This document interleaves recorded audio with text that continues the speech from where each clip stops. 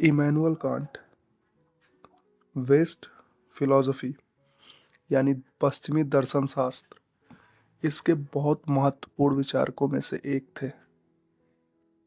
Premium collection ये किताब उनकी प्रमुख कृतियों और निबंधों का संग्रह है। इसमें उनके प्रसिद्ध क्रिटिक्स और अन्य दार्शनिक लेख शामिल हैं। इस वीडियो से आप इमैनुअल कांट के बारे में बहुत अच्छे तरीके से जान पाएंगे। वीडियो को सोते समय बहुत ही ध्यान से सुनिए। इमैनुअल कांट ये वेस्टर्न फिलॉसफी इसके बहुत बड़े विचारक थे और इनकी किताब प्रीमियम कलेक्शन इसको 7 मुख्य भागों में बांटा गया है। इसके बाद कुछ महत्वपूर्ण पॉइंट होंगे जिनको आपको समझना है। इसे समझने के बाद आप इस बुक को और इमैनुअल कांट को पूरी तरीके से समझ जाएंगे। तो बहुत ही पेशेंसली वीडियो को सुनते रहिए।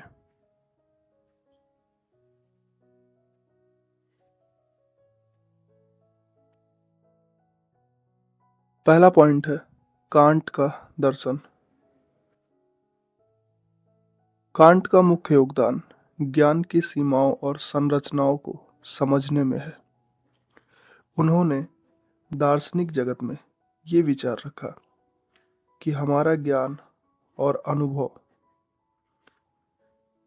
मस्तिष्क के तालमेल से बनता है। इमैनुअल कांट का पहला सबसे महत्वपूर्ण पॉइंट ये था कि हमारा ज्ञान अनुभव और मस्तिष्क के तालमेल से बनता है। उन्होंने नॉमिनल वर्ल्ड और फिनोमिनल वर्ल्ड के बीच अंतर बताया है। नॉमिनल वर्ल्ड वस्तु का वास्तविक स्वरूप और फिनोमिनल वर्ल्ड यानी हमारे अनुसार वस्तु का रूप, इन दोनों के बीच में क्या डिफरेंस है इसके बारे में इमैनुअल कांट बहुत अच्छे से चर्चा करते हैं।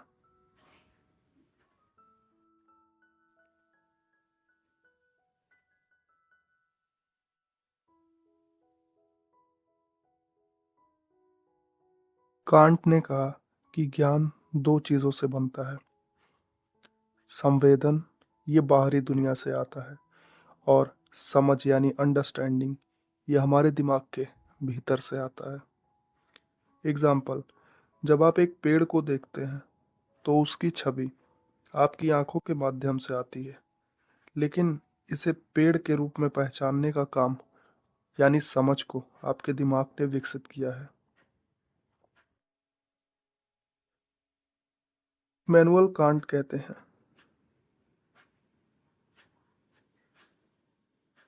जो बिना अनुभव के संभव हो और सटीक हो उसे गणित कहते हैं, और जो अनुभव के बाद आता है उसे कहते हैं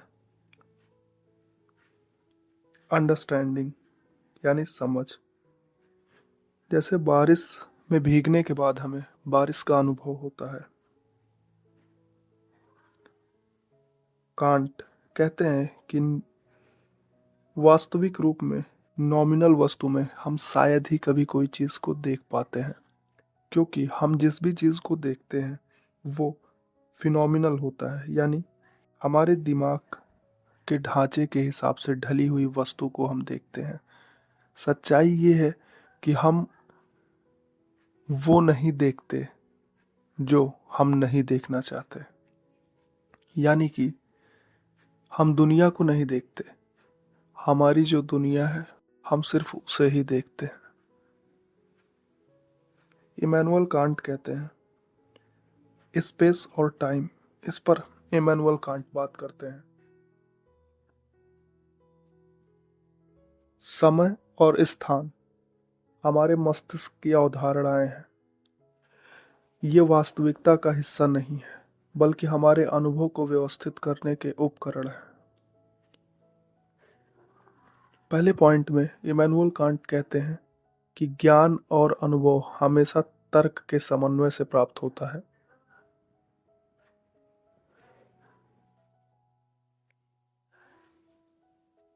क्रिटिक ऑफ प्रैक्टिकल रीजन, प्रायोगिक विवेक की आलोचना। दूसरा पॉइंट, सारे पॉइंट्स को सुनते जाइए, आप पूरी किताब को समझ जाएंगे। प्रायोगिक विवेक की आलोचना। कांट कहते हैं कि सर्वोच्च नैतिक सिद्धांत ये कहता है आपको ऐसा काम करना चाहिए जो सार्वभौमिक रूप से सही हो। एग्जाम्पल, यदि आप झूठ बोलते हैं और सोचते हैं कि झूठ बोलना सभी के लिए ठीक है, तो ये समाज को नुकसान पहुंचाएगा। इसी में स्वतंत्रता और नैतिकता पर भी इसी दूसरे पॉइंट में कांट बात करते हैं। इमैनुअल कांट के अनुसार सच्ची स्वतंत्रता तभी संभव है जब हम नैतिक नियमों का पालन करें। नैतिकता केवल इच्छाओं और भावनाओं पर आधारित नहीं होनी चाहिए, बल्कि तर्क और विवेक पर आधारित होनी चाहिए। कांट ईश्वर और अमरता के विचार पर भी विचार करते हैं। कांट बताते हैं कि नैतिकता को बनाए रखने के लिए ईश्वर और आत्मा की अमरता को एक धारणा के रूप में अवश्य बताया जाए। कांट नैतिकता को एक सार्वभौमिक और तार्किक नियम बनाने की कोशिश करते हैं। कांट का दर्शन आज भी नैतिक और कानूनी सोच पर आधारित है।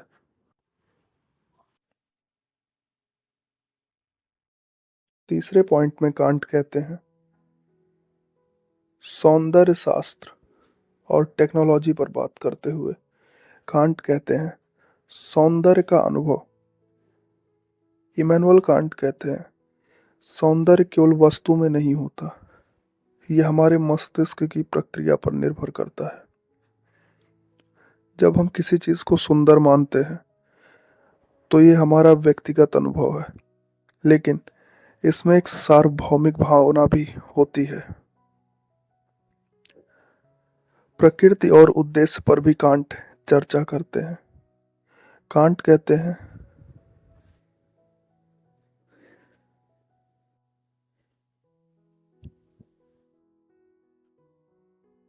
कांट प्रकृति और उद्देश्य पर बात करते हुए कहते हैं प्रकृति एक प्रणाली के रूप में देखी जा सकती है जिसमें हर चीज का कोई ना कोई उद्देश्य होता है। हालांकि ये उद्देश्य केवल हमारे मस्तिष्क की धारणा है, वास्तविकता नहीं। कलात्मक और प्राकृतिक सौंदर्य पर इमानुएल कांट ने कहा है कि प्रकृति के सौंदर्य में और कला में अंतर है। कला मानव जीवन का सृजन है, बल्कि प्रकृति स्वतः ही सुंदर है। इस पॉइंट में पॉइंट नंबर 3 जिसकी हमने चर्चा की, निर्णय की आलोचना, इस पॉइंट की गहराई को अगर देखा जाए तो कांट सौंदर्य और उद्देश्य के अनुभव को मानव मस्तिष्क की संरचना से जोड़ते हैं। कांट कहते हैं कि सौंदर्य के लिए तार्किकता और भावनाओं के बीच संतुलन की बात होनी चाहिए।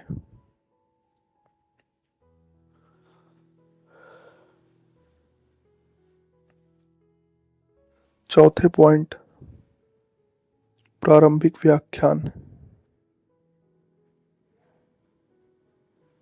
ये कांट की प्रारंभिक कृति है जिसमें कांट ने ज्ञान के स्रोत पर और ज्ञान के प्रकार पर चर्चा की है।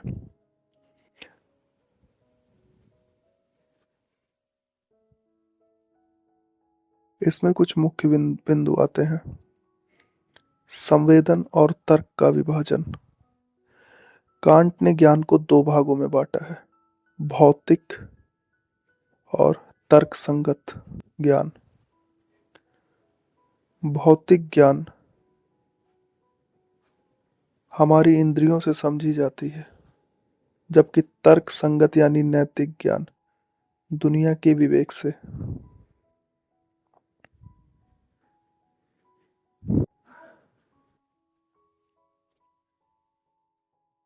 इस कृति के बाद उनके कार्यों के लिए आधार तैयार होता है। कांट अधिभौतिक आदर्शवाद पर बात करते हुए कहते हैं वास्तविकता का अनुभव हमारे मस्तिष्क के द्वारा संचरित होता है। संरचित होने के बाद हम चीज़ों को उसके वास्तविक रूप में नहीं देख सकते, बल्कि केवल उसके अनुभवजन्य स्वरूप फिनोमिनल रूप में ही देख सकते हैं। इसके आगे कांट कहते हैं कि स्थान, स्पेस और समय, टाइम, ये वास्तविकता बाहरी तत्व नहीं है, बल्कि ये हमारे मस्तिष्क की अवधारणाएं हैं। कांट बहुत बड़ी चीज़ पर बात कर रहे हैं। कांट कहते हैं कि स्पेस और टाइम बाहरी तत्व नहीं है, बल्कि ये हमारे मस्तिष्क की अवधारणाएं हैं। इन्हीं के माध्यम से हम अपने अनुभवों को व्यवस्थित करते हैं। यूनिवर्सल मॉरल लॉ, सार्वभौमिक नैतिक कानून, इस पॉइंट पर इमैनुअल कांट बात करते हुए कहते हैं कि हर व्यक्ति को ऐसा आचरण करना चाहिए जो सभी के लिए नैतिक रूप से सही हो और जिसे सार्वभौमिक रूप से सभी पर लागू किया जा सके। इमैनुअल कांट इसमें समान नागरिकता, समान कानून का समर्थन करते हैं। रीजन एंड सेंसिबिलिटी, इस पर बात करते हुए इमैनुअल कांट कहते हैं कि ज्ञान, तर्क और संवेदनाओं के संयोजन से उत्पन्न होता है। कांट कहते हैं सेंसिबिलिटी हमें वस्तुओं के प्राथमिक चीज़ों के बारे में अनुभव देती है और रीजन हमें अनुभव को व्यवस्थित करके ज्ञान बनाता है। एस्थेटिक जजमेंट पर बात करते हुए इमैनुअल कांट का मानना है कि ये पूरी तरह से व्यक्तिगत पर्सनल अनुभव है, लेकिन इसमें सार्वभौमिकता की भावना होती है। जब हम किसी चीज़ को सुंदर मानते हैं तो हमारा अनुभव केवल भावनात्मक नहीं होता, बल्कि उसमें तार्किकता भी होती है। कांट कहते हैं कि सुंदरता हमारे अंदर निहित है। हम जिस चीज़ पर अपने मस्तिष्क को केंद्रित करते हैं और जिसे भी सुंदर हम मानते हैं, वही चीज़ सुंदर हो जाती है। किसी भी चीज़ को सुंदर रूप में देखना ये पूरी तरह से इंडिविजुअल एंड पर्सनल थिंग है।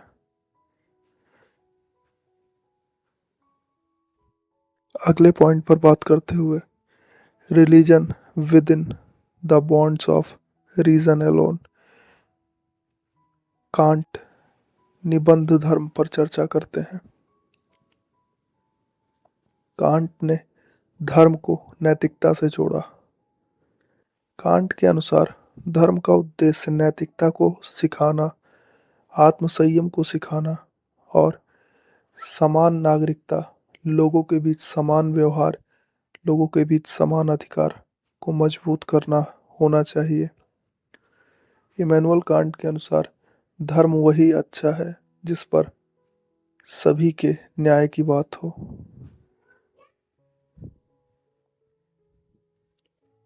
ऑटोनॉमी ऑफ विल, इच्छा की स्वतंत्रता। इमैनुअल कांट इच्छा की स्वतंत्रता पर बात करते हैं। इमैनुअल कांट कहते हैं कि नैतिकता का आधार स्वतंत्रता होना चाहिए। इमैनुअल कांट कहते हैं किसी भी नैतिक कार्य का मूल्य इस बात पर निर्भर करता है कि वो स्वतंत्र रूप से बिना किसी बाहरी दबाव के किया गया हो।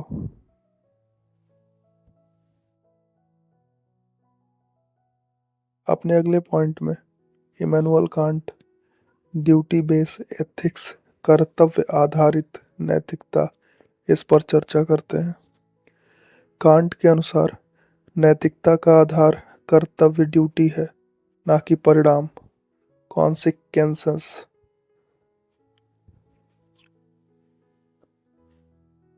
कांट परिणाम पर फोकस्ड नहीं है, कांट कर्तव्य यानी ड्यूटी पर फोकस है। इसको एक एग्जाम्पल से समझते हैं।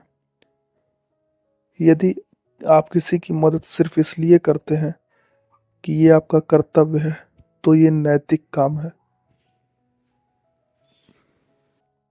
लेकिन यदि आप किसी की मदद केवल लाभ के लिए करते हैं, तो ये नैतिक नहीं है। अपने अगले पॉइंट में कांट ने प्रकृति और स्वतंत्रता के बीच के संतुलन पर जोर दिया।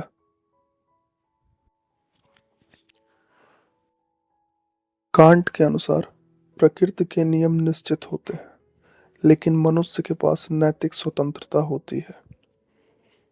कांट कहते हैं कि स्वतंत्रता मनुष्य को जिम्मेदारी और नैतिकता का पालन करने में सक्षम बनाती है। अगले पॉइंट में एक्सटर्नल पीस पर बात करते हुए कांट ने स्थायी शांति की कल्पना की, परपेचुअल पीस। कांट ने सुझाव दिया कि देशों के बीच शांति तभी संभव है जब वे नैतिक और कानून के प्रति प्रतिबद्ध हो। कांट ने लोक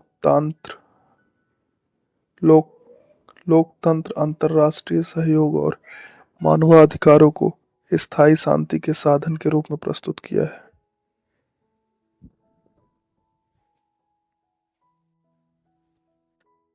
कांट अपने अगले पॉइंट में कहते हैं कि मानव गरिमा को नैतिकता का आधार माना जा सकता है।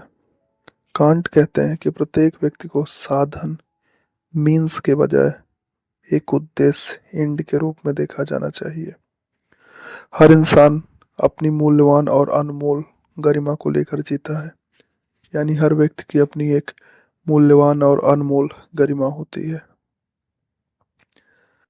अपने पॉइंट में अगले अगले पॉइंट में सिंथेटिक ए प्रायोरी नॉलेज यानी संश्लेषणात्मक अप्रबी प्रथम ज्ञान पर कांट बात करते हैं। कांट ने ज्ञान को दो भागों में बांटा है, विश्लेषणात्मक ज्ञान जिसमें कोई नई जानकारी नहीं जुड़ती, संश्लेषणात्मक ज्ञान जो नई जानकारी को जोड़ता है।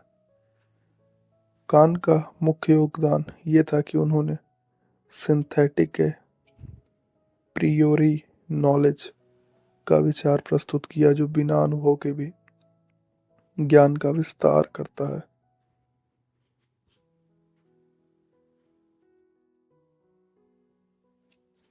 फ्रीडम एंड रिस्पॉन्सिबिलिटी, स्वतंत्रता और जिम्मेदारी पर बात करते हुए इमैनुअल कांट कहते हैं कि नैतिक जिम्मेदारी का मूल आधार होता है मनुष्य का स्वतंत्र होना। जब मनुष्य स्वतंत्र होता है तो उसे नैतिक रूप से सही निर्णय लेने और अपनी जिम्मेदारियों का पालन करने का कार्य करना होता है, और स्वतंत्र मनुष्य अपने जीवन में अपनी जिम्मेदारियों को ढंग से निभा भी सकता है।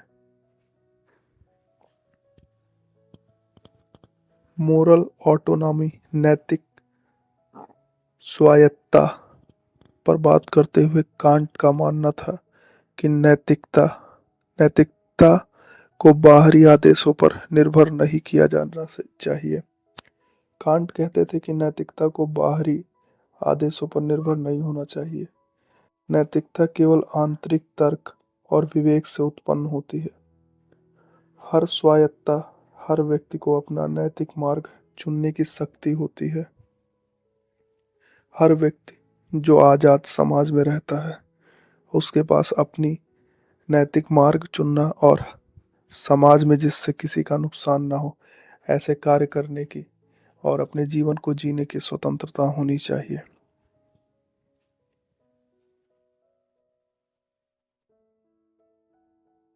Moral law and the goodwill, नैतिक कानून और सदिच्छा, इस पर बात करते हुए कांट गुडविल की बात करते हैं। कांट कहते हैं कि सदिच्छा नैतिकता का सबसे महत्वपूर्ण, सबसे इम्पोर्टेंट पहलू है। किसी कार्य की नैतिकता का मूल्य उसके उद्देश्य या परिणाम में नहीं बल्कि उस कार्य को करने की इच्छा में होता है। अपने अगले point, the role of enlightenment यानी ज्ञानोदय का महत्व, इस पर कांट कहते हैं।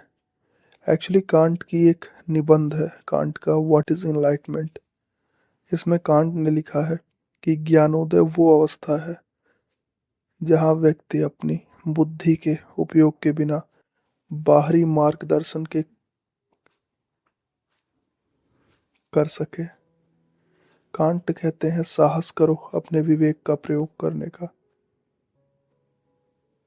कांट कह रहे हैं इस पॉइंट में कि व्यक्ति अपनी बुद्धि का उपयोग बिना किसी बाहरी मार्गदर्शन के कर सके, उसे ज्ञानोदय कहते हैं। अपने विवेक के प्रयोग को करने के साहस को दिखाने का काम व्यक्ति को करना होता है, तब उसको ये मान लिया जा सकता है कि उसके अंदर बिना किसी बाहरी शक्ति के कार्य करने की क्षमता यानी कि ज्ञानोदय हो चुका है। हमने आगे सुना ही है फिनोमिना और नोमिना के बारे में। कांट ने इस पे कई बार चर्चाएं की हैं। फिनोमिना जो चीज़ें हम अनुभव कर सकते हैं और नोमिना जो चीज़ें वास्तविक है लेकिन अनुभव से परे हैं। कांट कहते हैं कि हम केवल फिनोमिना को समझ सकते हैं, नोमिना को नहीं। यानी हम सिर्फ वही समझ सकते हैं जो हमारे अनुभव में है या जो चीज़ें हम अनुभव कर सकते हैं। चीज़ों के वास्तविक रूप को हम कभी नहीं समझ सकते जो नोमिना में आती है।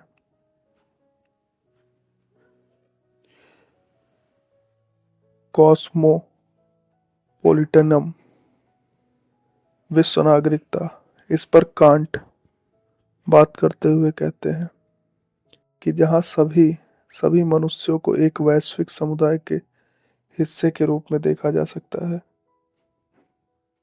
इस पर बात करते हुए कांट कहते हैं कि मानव अधिकार और सार्वभौमिक नैतिकता के विचार को बढ़ावा दिया जाना चाहिए।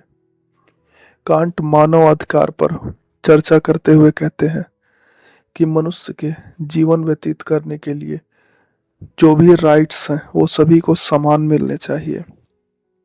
और सार्वभौमिक नैतिकता के बारे में चर्चा करते हुए इमैनुअल कांट का मानना है कि हम सभी नागरिक चाहे किसी भी देश के हों विश्व नागरिक हैं।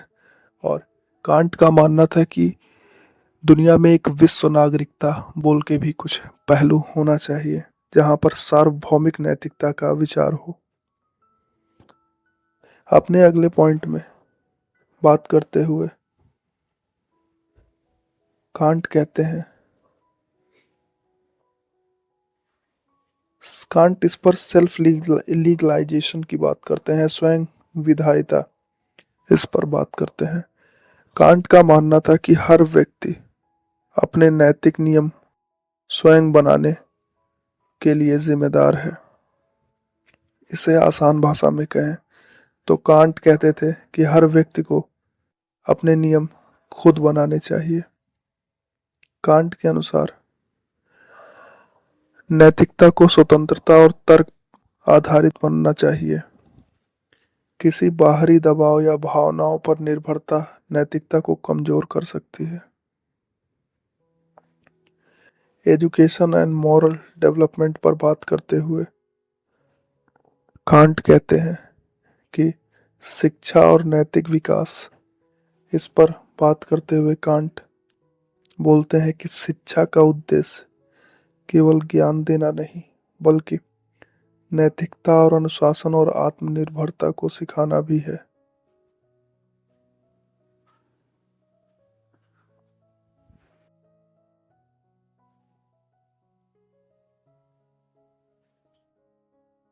आगे बात करते हुए इमैनुअल कांट कहते हैं कि स्वबोध, इमैनुअल कांट कहते हैं कि ये आत्मा या मस्तिष्क का वो गुण है जो हमारे अनुभव को जोड़कर एक रूपता प्रदान करता है। ये हमारे मैं की भावना को स्थायी और सुसंगत बनाए रखता है। प्रैक्टिकल रीजन, इस पॉइंट पर भी इमैनुअल कांट ने बात किया है। इमैनुअल कांट प्रैक्टिकल रीजन के बारे में चर्चा करते हुए कहते हैं कि यह निर्णय लेने में हमारी इच्छाओं और भावनाओं से ऊपर होता है। व्यवहारिक तर्क हमें सही और गलत के बीच चयन करने में मदद करता है। टेलियोजी यानी उद्देश्यवाद पर बात करते हुए कांट ने उद्देश्य और डिजाइन की भूमिका पर चर्चा की है। इमैनुअल कांट का कहना है कि प्रकृति को सामंजस्यपूर्ण और व्यवस्थित माना जाना चाहिए। हालांकि इमैनुअल कांट इस विचार पर विरोध करते हैं।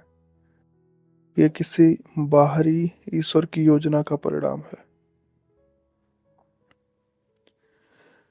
किसी भी योजना, किसी भी उद्देश्य को ईश्वर की योजना मानने से इमैनुअल कांट इनकार करते हैं।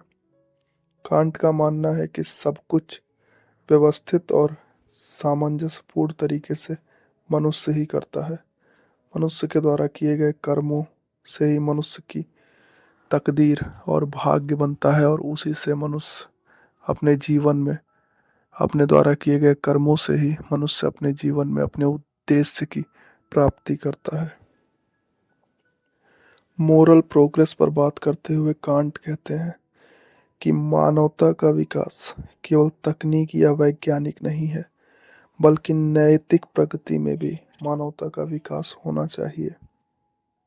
इमैनुअल कांट कहते हैं कि नैतिकता को समाज के सुधार और स्थायी शांति के लिए आवश्यक मानना चाहिए। क्रिटिक एंड मेटाफिजिक्स अधिभौतिकता की आलोचना करते हुए कांट कहते हैं कि हम केवल उन चीज़ों को जान सकते हैं जो हमारे अनुभव से जुड़ी है। हमारे अनुभव से परे की जो चीज़ें हैं उनको समझने का जो भी हम दावा करते हैं वो पूरी तरीके से किसी न किसी आयाम में गलत ही है।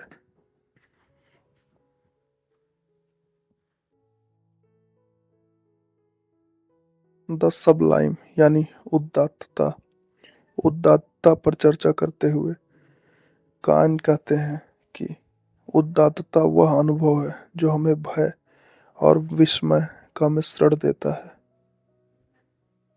एग्जाम्पल, पहाड़ों की ऊंचाई पर खड़े होकर विशाल आकाश गंगा के दृश्यों को देखने पर हमें भय और आश्चर्य यानी विस्मय का एक साथ अनुभव होता है। उसे उदात्तता कहते हैं।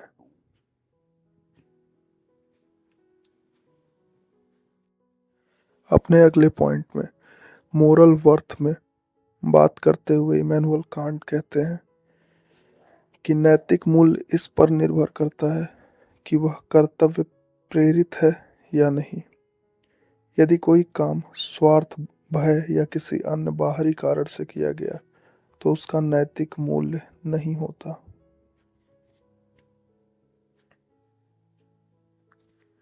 एंथ्रोपोलॉजी यानी मानव शास्त्र पर बात करते हुए इमैनुअल कांट कहते हैं कि मानव शास्त्र के माध्यम से ये समझने की कोशिश की जाती है कि कैसे मनुष्य का स्वभाव समाज और संस्कृति पर प्रभाव डालता है।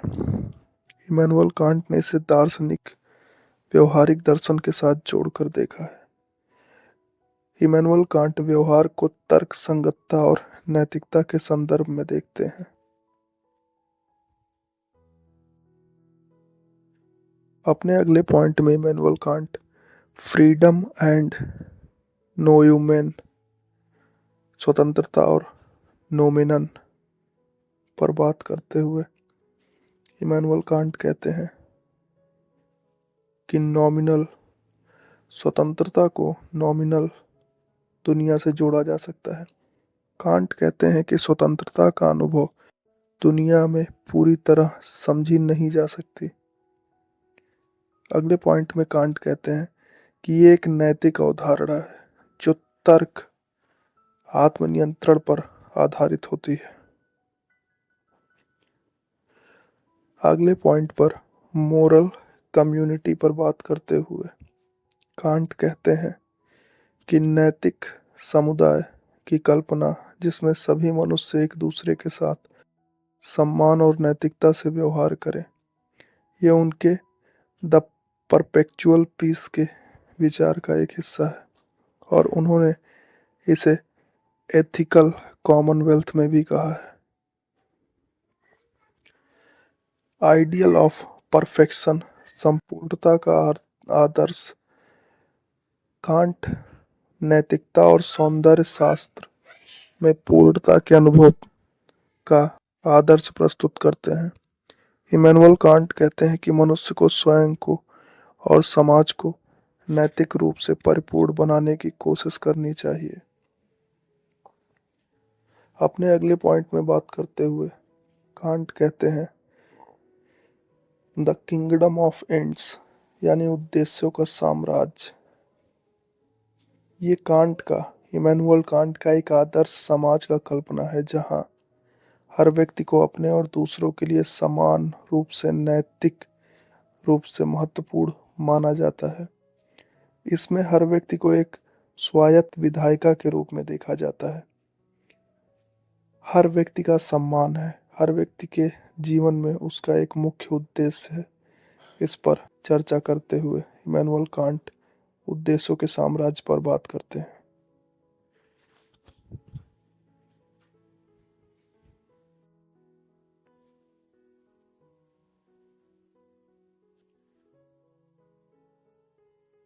द डॉक्ट्राइन ऑफ वेराइट्यू, गुण के सिद्धांत। इमैनुअल कांट नैतिकता को गुण के रूप में समझाते हैं। इमैनुअल कांट कहते हैं कि गुण वो आदत है जो हमें कर्तव्य के अनुसार कार्य करने के लिए प्रेरित करती है।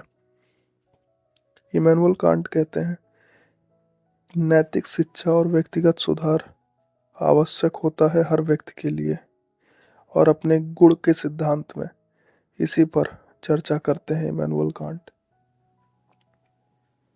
अपने अगले पॉइंट में मोरल फीलिंग पर बात करते हुए इमैनुअल कांट कहते हैं कि तर्क और भावना के बीच संतुलन के भाव को हमें रखना चाहिए। इस इस पॉइंट में आगे चलकर इमैनुअल कांट कहते हैं कि नैतिकता में भावना महत्वपूर्ण है, लेकिन इसे तर्क और विवेक के द्वारा निर्देशित किया जाना चाहिए। नैतिक भावना जैसे सहानुभूति और सम्मान नैतिक निर्णयों का आधार बन सकती है। अपने अगले पॉइंट में इमैनुअल कांट कहते हैं self respect and moral obligation, यानी आत्मसम्मान और नैतिक दायित्व।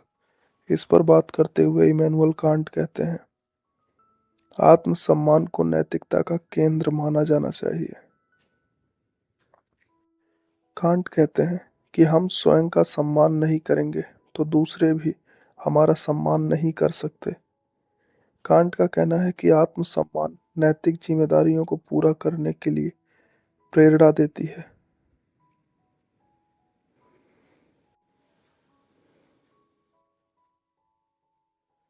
अगर हम इस किताब के कंक्लूजन पर आए तो इसमें कुछ पॉइंट्स पर बहुत ज़्यादा बातें हुई हैं, लेकिन इसमें तीन मुख्य पॉइंट हैं। सबसे पहला पॉइंट है ज्ञान की सीमाएं। इमैनुअल कांट इस किताब में सबसे मुख्य बिंदु पे ये कहते हैं ज्ञान की सीमा में इमैनुअल कांट ये कह रहे हैं हमसे कि हम केवल वही जान सकते हैं जो हमारा दिमाग, अनुभव और तर्क समझ सके।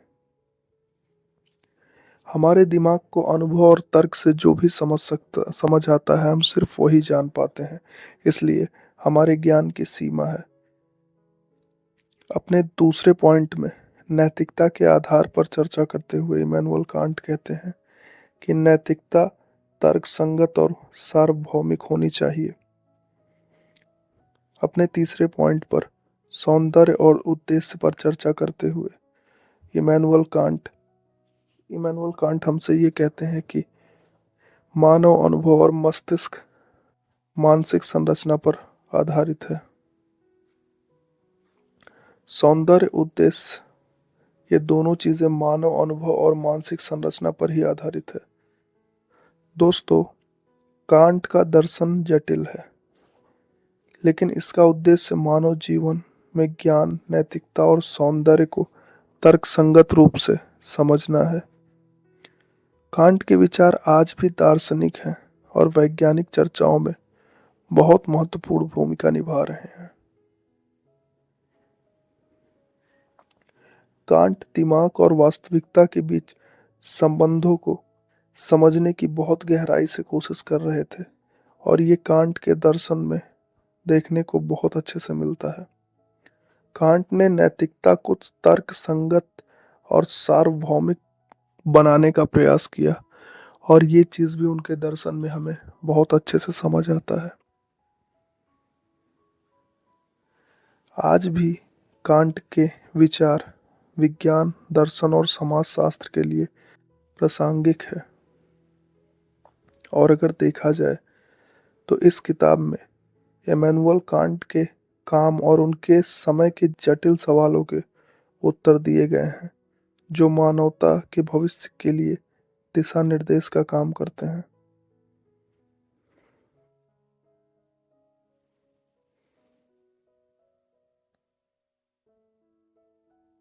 इमैनुअल कांट की ये बुक केवल दर्शन का गहरा अध्ययन नहीं है, बल्कि अगर देखा जाए तो ये मानव अस्तित्व, नैतिकता और समाज के हर पहलू पर गहन दृष्टिकोण प्रदान करता है।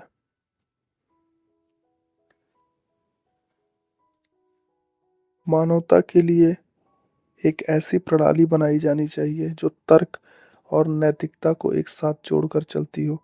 इस विचार पर इमैनुअल कांट बहुत गहराई से रिसर्च कर रहे थे।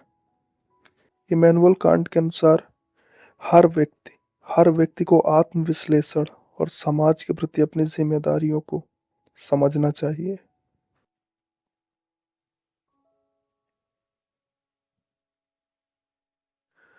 दोस्तों, अगर देखा जाए तो ये पुस्तक उन लोगों के लिए बहुत ज़्यादा उपयोगी है जो मानव अस्तित्व और नैतिकता को गहराई से समझना चाहते हैं। इस किताब में कांट ने नैतिक दर्शन, ज्ञान सिद्धांत और आदर्शवाद की चर्चा की है।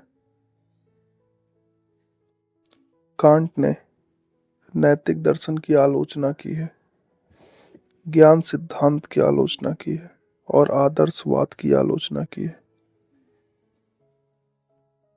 दोस्तों, अगर देखा जाए तो अभी के समय में भी कांट का दर्शन पश्चिमी दर्शन के लिए एक मील का पत्थर है, बहुत महत्वपूर्ण है। और कांट के विचार आज भी दर्शन, नैतिकता और राजनीति में प्रभावशाली हैं। इमैनुअल कांट 1724 से 1804 तक जिंदा रहे, और वो जर्मनी के एक प्रमुख दार्शनिक थे जिन्हें पाश्चात्य दर्शन के इतिहास में सबसे प्रभावशाली व्यक्तियों में से एक माना जाता है। इमैनुअल कांट का जन्म कोनिग्सबर्ग कोनिग्सबर्ग एशिया प्रायसिया, वर्तमान में कलिनिग्रास कलिनिग्राद, रूस में हुआ था। इमैनुअल कांट ने कोनिग्सबर्ग विश्वविद्यालय से अध्ययन किया था और बाद में वहीं दर्शन शास्त्र के प्रोफेसर बन गए थे। इमैनुअल कांट नैतिक दर्शन में कट्टरता की अवधारणा प्रस्तुत करते हैं, जो कहती है कि हमें हमेशा ऐसे काम करने चाहिए जो सार्वभौमिक रूप से लागू हो सके। अपने ज्ञान के सिद्धांत में कांट संश्लेषण की अवधारणा को प्रस्तुत करते हैं, जो ये कहती है कि हमारा ज्ञान और अनुभव तर्क के संश्लेषण से प्राप्त होता है। आदर्शवाद में कांट आदर्शवाद की अवधारणा को प्रस्तुत करते हैं। आदर्शवाद की अवधारणा में आदर्शवाद की अवधारणा ये कहती है कि हमारा ज्ञान और अनुभव वास्तविकता के बारे में हमारी धारणा को प्रभावित करते हैं।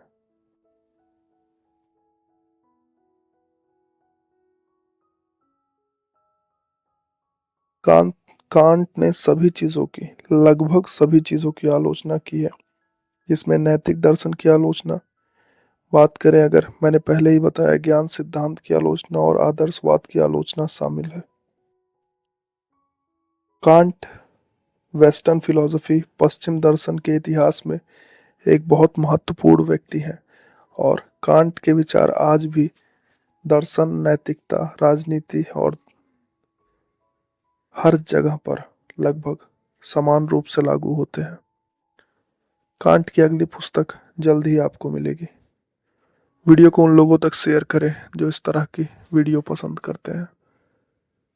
धन्यवाद, मिलते हैं नेक्स्ट वीडियो में।